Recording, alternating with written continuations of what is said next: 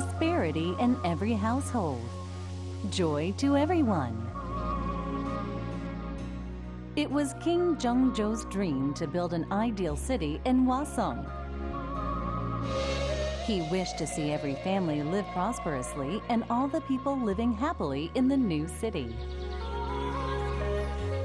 Due to a prolonged heat wave, the king temporarily halted the construction of the fortress. This order came 15 days after the Chokso-dan medicine was given to all of the workers. This specially made drug was known to cure people from heat strokes.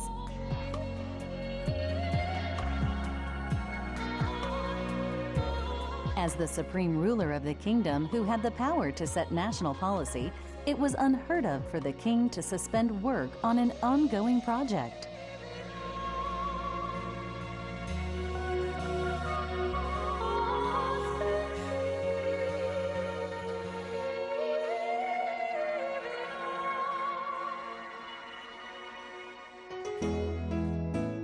Ji Akbari, Pak Ha-sun, Kim Yun-gwang, Jang Se-moon.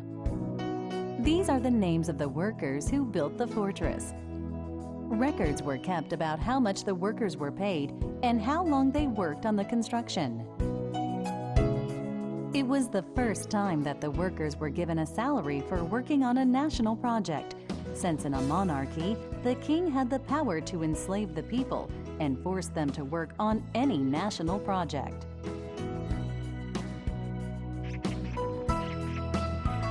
The soldiers received combat training in the Dongjang-dae.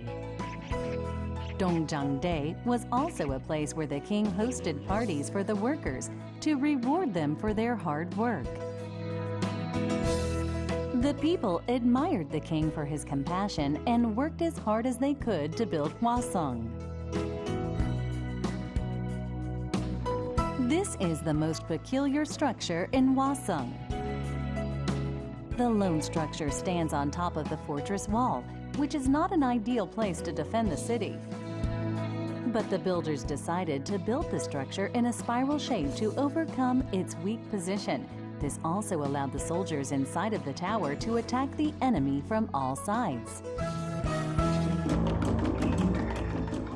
The tower also played an important strategic role during battles because soldiers could spot enemy movements from the top of the tower. Guards could also send signals to one of their battalions, carrying out military exercises outside of the fortress walls.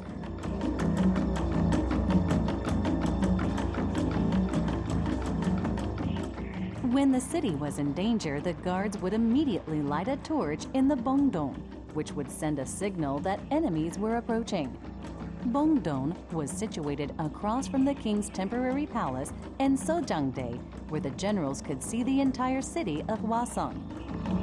It was an ideal spot to detect any enemy attacks beforehand. During peaceful times, a single torch would burn in the tower, but if an enemy was approaching from the sea, 2 torches were lit. And if the enemy had landed on the beach, 3 torches were lit. The level of danger to the city was indicated by the number of torches that were lit in Bongdong.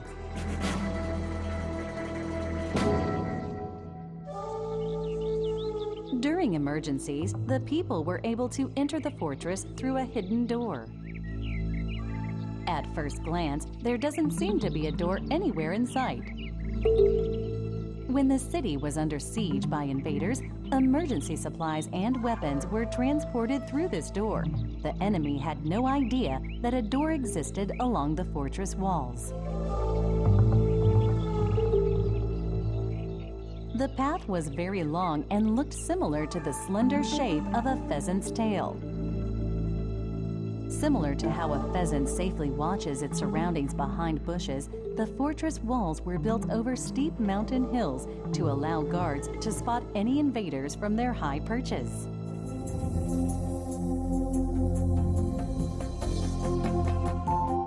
The city of Hwasong looks like the shape of a leaf from above. It was King Zhengzhou's idea to build the city like this in order to accommodate the people who would have had little choice but to live outside of the fortress. When the people learned that the king was building a new city in Suwon, many of them streamed into the city even before it was finished and began building homes around the unfinished fortress. This created a problem for the builders. According to the design plans, all the area around the fortress walls had to be cleared, so these people would have to be relocated immediately.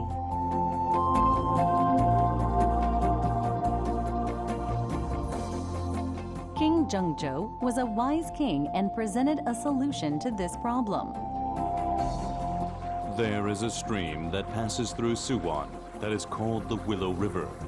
So if you build the walls in a zigzag line, wouldn't the walls become similar to the shape of a willow leaf?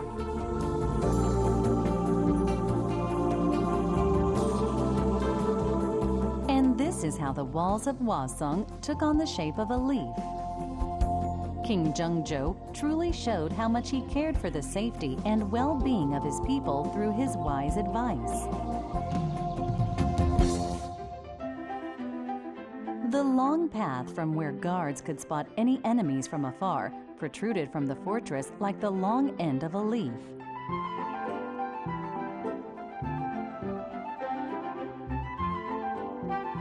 It took 34 months to construct the fortress. The long fortress wall that extends for 5.7 kilometers was built in just 34 months since the workers were motivated by the compensation they received for their services. Taking into account that construction work was suspended during cold spells in the winter and hot summer months, it actually took only 28 months of work to finish building the fortress. In the book Hwasong Songyuk Wige, scribes recorded the entire process of building Hwasong. A sort of construction report, this book contains the floor plans of every building and gives explanations on how the construction was carried out with descriptions of every tool and apparatus that were used in the process. King Jeongjo was planning on spending the rest of his life together with his mother, Haegyeonggung Hong, in Hwasong, where his father's grave was after he made the crown prince the new king. The king held a huge party in Hwasong for Haegyeonggung Hong on her 61st birthday. The fact strongly indicated to everyone that the king was planning on retiring in Hwasong after he passed the throne to his son. However, his dream to build an ideal city in Hwasong was never realized. The most caring and reform-minded king in the history of the Joseon dynasty suddenly became ill and died at the age of 40. Survived by his mother, who became a widow in her 20s and lived alone for the rest of her life. King Jeongjo loved his parents dearly.